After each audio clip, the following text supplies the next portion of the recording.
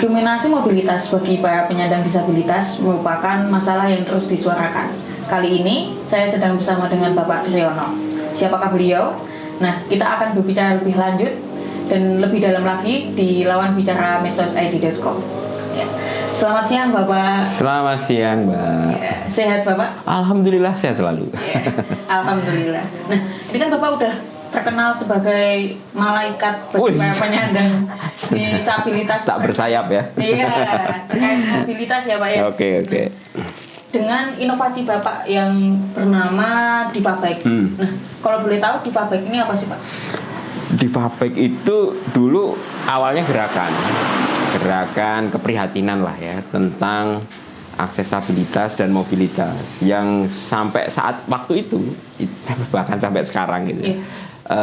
Kita melihat banyak sekali diskriminasi, terutama kayak kita ya pakai kursi roda ini, kita mau gerak kemana, menuju ke sini ke situ, naik apa gitu kan. Nah, gerakan awal itu kita awalnya hanya ingin mempermudah teman-teman ini bisa berjejaring dengan komunitasnya yang lain.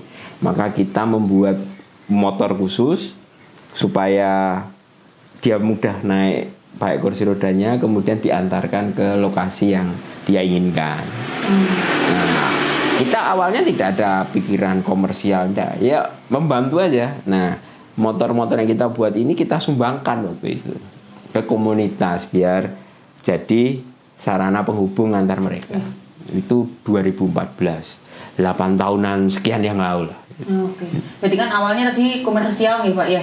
Belum komersial, belum. Masih memang sosial untuk mensupport. Awalnya tadi di 2014 masih sosial, masih kemudian masuk ke komersial ini bagaimana? Itu 2015. Oke. Jadi 2015 itu, nah semakin kita evaluasi ternyata problematika yang terbesar itu adalah masalah pemeliharaan motor dan operasionalnya. Oh berat ternyata. Jadi ketika kita ngasih sesuatu tapi justru tidak bisa digunakan karena operasionalnya tinggi dan biaya perawatannya tinggi, kan jadi masalah. Nah waktu itu kita berpikir harus diapain ya. Nah muncullah ide waktu itu, ojek online sedang naik tuh. Gabungin ini gimana kira-kira gitu kan. Kita coba gabungkan ke sana ke sini, nggak bisa gitu kan.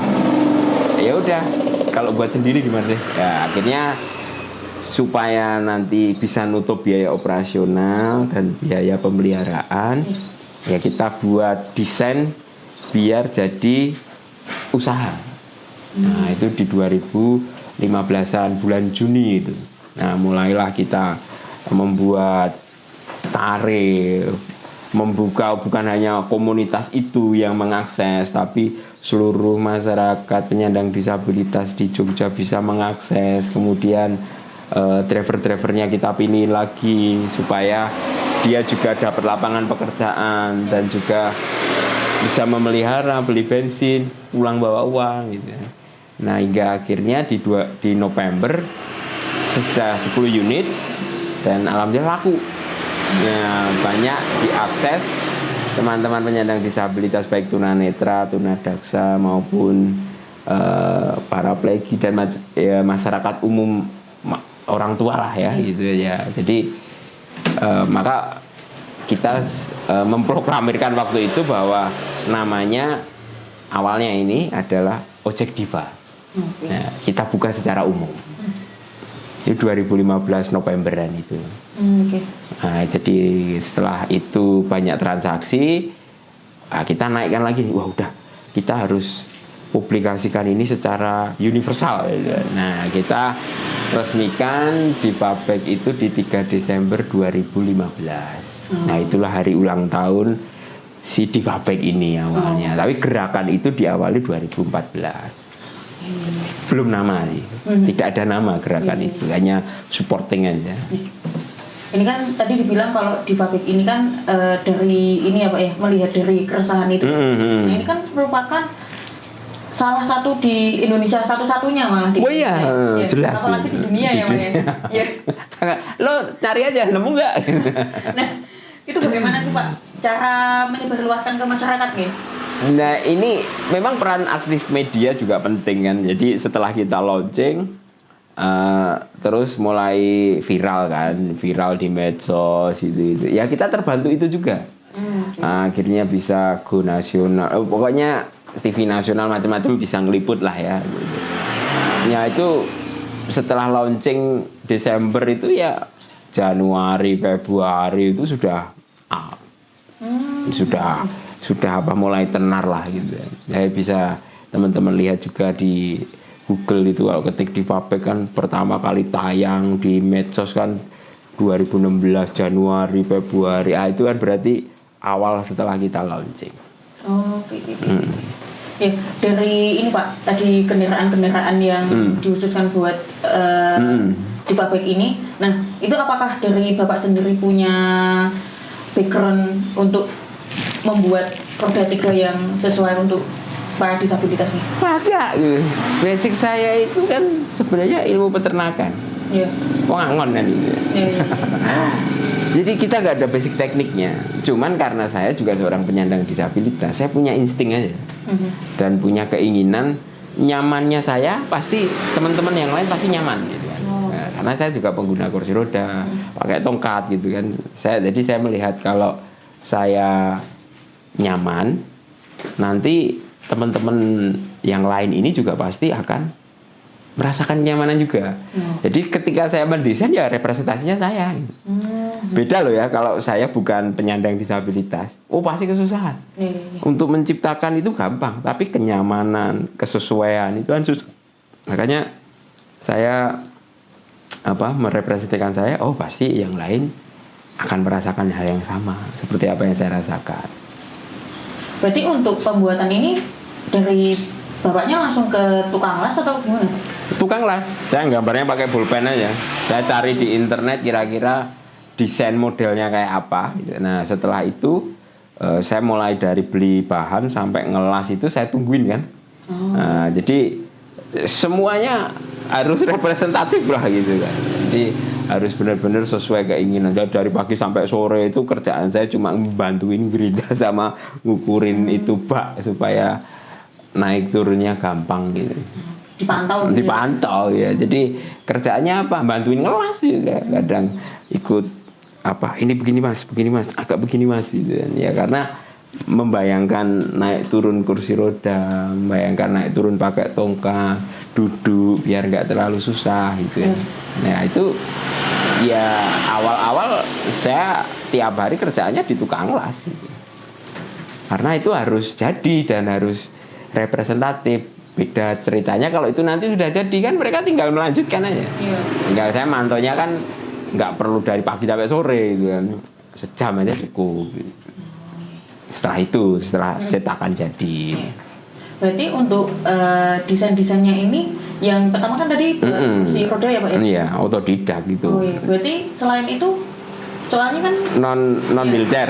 Ya, kayak seperti ini ya. Jadi ini juga ya feel saya aja gitu kan. Kira-kira akan nyaman ketika duduk dengan view yang seperti apa gitu kan. Kalau duduknya terlalu begini ya juga nggak nyaman kan gitu. Dia berapa menit udah capek gitu. Jadi harus senyaman mungkin duduknya, terus bisa ngobrol sama drivernya juga. Drivernya di atas jadi ngapain lo kan kayak gitu juga gitu ya. Atau dia di atas, iya mas, ya kan juga harus seimbang iya mas. Nah, jadi kita risetnya kan seperti itu aja. Biar si penumpang sama driver ini juga komunikasinya bisa enak. Nggak ada gap jarak itu misalkan terlalu belakang itu mas gitu ya. Kan nggak enak banget gitu kan. Mau ngobrol teriak-teriak gitu ya, karena memang nggak dengar atau terlalu naik terlalu turun ya harus ya mendekati lah gitu. Nah itu ya kita melakukan riset itu. Jadi nggak cuma dipantau tapi juga langsung dieksekusi langsung kita langsung coba itu. Jadi divisi kita cuma trial and error aja gitu. Sampai ketemu ya ukuran yang pas, kenyamanan yang pas, good looknya dapat gitu. Ya ciri khas dari Vapek dibandingkan dengan modifikasi motor-motor yang lain kan mungkin bisa dilihat kita good looking nomor 1. Meskipun udah tua-tua kan masih good looking, dilihat masih oke gitu ya. Nggak ngebosenin lah gitu ya. Nah itu ciri khas kita adalah menciptakan produk yang comfort, nyaman, dan good lookingnya ada. Jadi kalau seorang difabel mengendarai motor roda 3 itu kan sebenarnya di saya ngalami gitu kan, di jalan itu sebenarnya shock terapinya kan kayak kena mental gitu kan. Wah, numpak roda telu itu nggak sesederhana itu. Maka ketika motor itu tidak kita ciptakan yang good looking, tanggapan ekspresi orang itu jadi agak melas gitu ke kita kalau kita asal-asalan. Nah, jadi kalau dibuat bagus itu wah keren gitu. Nah, itu meningkatkan confidence dan kepercayaan. Nah, itu yang kita tuju juga, selain tadi good looking itu untuk enak dilihat, tapi juga untuk meningkatkan kepercayaan diri teman-teman ini supaya di jalan dia pede gitu. Nah, coba bayangkan kalau motornya itu asal-asalan gitu kan. Boy, habis jatuh dia mentalnya gitu. Udah difabel, dikritik jatuh gitu ya. Nah, jadi kita ngurangin sentuhan-sentuhan itu supaya dia justru dipuji karena motornya bagus gitu. Nah, itu di Fabek cara kerja seperti itu, visinya. Berarti ini Pak, di pabrik ini kan udah berjalan kurang lebih mau 9 tahun. Mau 9 tahun. Ya. Itu dari 9 tahun itu kesulitan-kesulitan yang Bapak alami nih. Wah, ya 2 tahun awal itu kan sudah kayak neraka sebenarnya. Ini diteruskan apa enggak gitu. Nek diteruskan nanti nombok piye gitu ya. Kan di awal-awal kan juga tidak seindah yang kita bayangkan dengan bagus gitu kan. Ketika pendapatannya hanya pas untuk operasional sama bensin, drivernya kesejahteraannya kurang gitu ya. Kalau tarif diturunkan tambah kurang, kalau nggak diturunkan penumpangnya nggak ada gitu. Ya, itu beban-beban di awal kita seperti itu.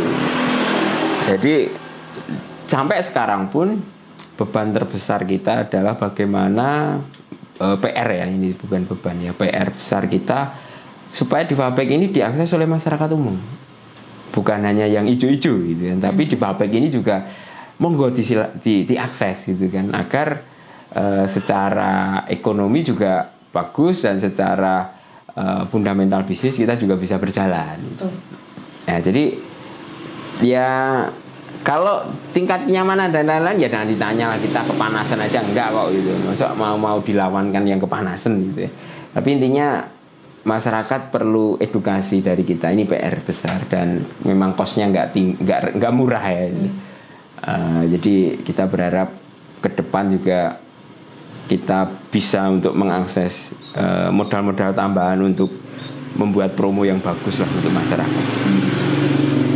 Berarti untuk sekarang Pak, ini kan dikhususkan, ini kan terbuka untuk masyarakat umum. Iya, tapi dikhususkan untuk penyandang disabilitas, diprioritaskan. Oh iya, diprioritas. Nah, itu bagaimana Pak caranya untuk mengaksesnya? Untuk saat ini kita bisa lewat hotline. Kita ada beberapa hotline yang bisa dilihat di website kita di divapek.com. Kemudian medsos kita juga cukup aktif. Ada TikTok, ada IG, ada FB, ada Tweet, ada LinkedIn juga kita punya. Jadi monggo silahkan teman-teman untuk mengakses lewat itu. Dan sebentar lagi kita juga menyiapkan aplikasi gitu ya, nanti tampilannya seperti ini. Jadi biar teman-teman juga semakin mudah untuk mengakses kita. Jadi segala saluran sarana untuk berkomunikasi dengan kita, terutama untuk order atau sekedar nanya-nanya pun kita sudah cukup komplit. Hotline ada, web kita komplit. Web itu juga nyambung ke hotline, tinggal ditekan aja langsung ke WA itu. Jadi ada logo WA, ditekan langsung bisa order. Aman. Jadi ringkas banget. Sangat cepat, sangat mudah. Setelah itu WA masih nggak mau ngetik lagi, tekan lagi, calling kan, jadi ketemu. Nah, tinggal logonya ada telepon itu ditekan, telepon WA udah. Jadi saya kira kami sudah berusaha mempermudah supaya masyarakat itu bisa mengakses di Fabek dengan gampang. Oke. Berarti untuk fasilitas-fasilitas yang nantinya ada di aplikasi Pak, nah itu bisa disebutkan nggak sih Pak? Ya. Oh ya pasti. Jadi yang pertama jelas kita pelayanan transportasi ya, ojek lah gitu kan. Ya itu nanti ada namanya fitur Divajeknya. Divajek itu Divabeknya itu, kemudian kita ada Diva Kargo, kemudian nanti ada Divatur kalau hanya sekedar pengen jalan-jalan, kemudian ada Diva Mart yang pengen belanja karya-karya teman-teman disabilitas yang lain, kemudian pijat, siapa tahu jalan-jalan di Jogja capek gitu kan, butuh tukang pijat, nah semua pemijat kita tunanetra. Nah saya kira terus untuk teman-teman mahasiswa ini kita tambah ini ya jasa pindah kos lah. Jadi kalau ribet mau bawa barang pindahan kos itu ya tinggal masuk aja di jasa pindah kos. Sudah kita nanti datang unit-unit kita sekarang kan bukan hanya roda 3 model begini kan. Kita juga sudah ada VR juga. Ada VR ya, VR kan juga lebih ringkes karena kita sekarang fokus di kargo kan. Nah, jadi VR kita ada, nanti tinggal pindah kos ya datang VR bisa. Nah lagi juga ada yang go green listrik gitu. Nanti kita kasih logo juga di Divajek itu bisa milih pakai listrik. Gitu. Berarti untuk sistem ininya Pak di Divabek ini sendiri yang untuk ini kan buat drivernya. Nah itu kan ada syarat-syaratnya ya Pak ya? Pasti harus ketat sekarang. Iya. Kalau syarat utama sekarang harus punya lisensi ya, SIM. Itu penting itu. Nah berarti kalau sudah lisensi kan secara administratif diakui negara kan, kalau dia seorang pengendara. Gitu. Nah, kemudian ujian yang lain dia termasuk juga disabilitasnya kita masih prioritaskan yang fisik, yang ringan gitu. Baru kita nanti uji di cara mengendarai, skill drivingnya, good drivingnya itu. Ya intinya kita pengen semua aman gitu kan. Penumpangnya nyaman, drivernya juga aman, sistemnya usaha juga aman. Jadi drivernya benar-benar kita pilih secara detail gitu. Yang sevisi juga gitu kan. Banyak juga dari teman-teman itu asal daftar, tapi begitu kita QC tidak masuk quality yang kita inginkan. Nah ini yang lumayan kadang ya kecewa nggak kecewa, tapi memang semakin kesini Divabek semakin dikenal tentu semakin punya kriteria yang kuat untuk menjadi driver atau tim. Berarti sampai saat ini Divabek ini tersebar di seluruh Jogja atau gimana? Kita tersebar di seluruh Jogja kecuali masih yang belum itu di Wonosari, Gunung Kidul.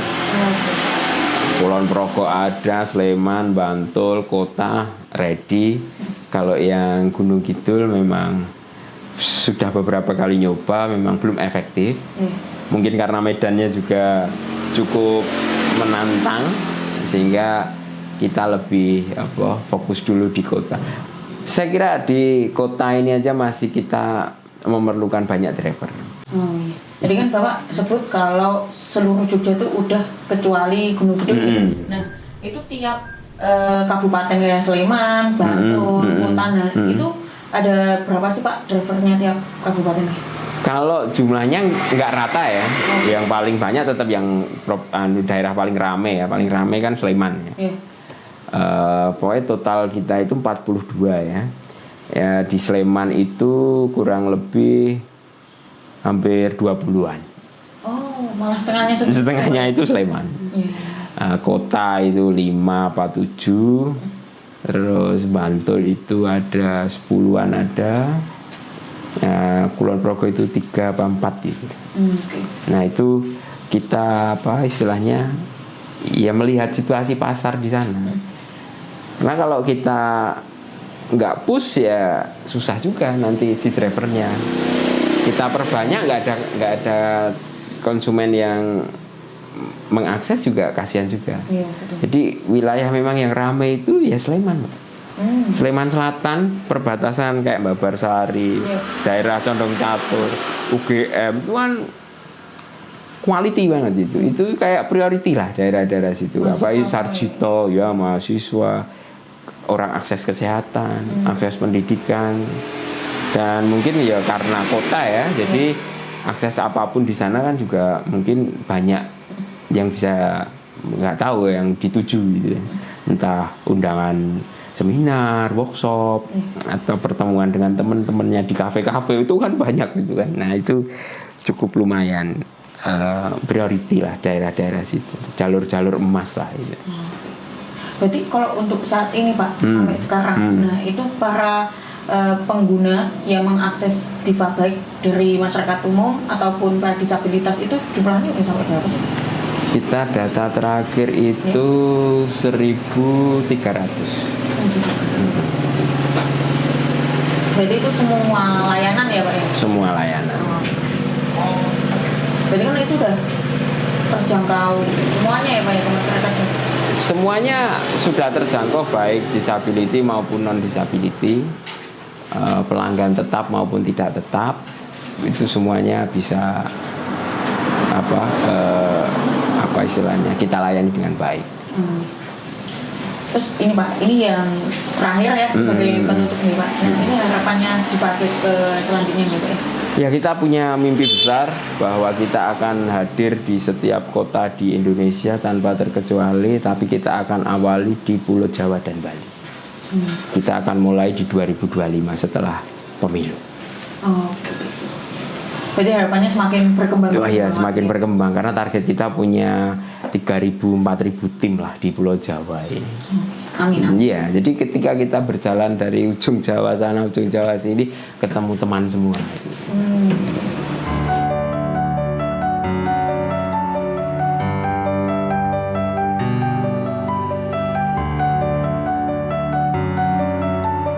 Kita sudah mendengar dan melihat perjuangan berdirinya Diva Bike dari 2015 hingga sekarang.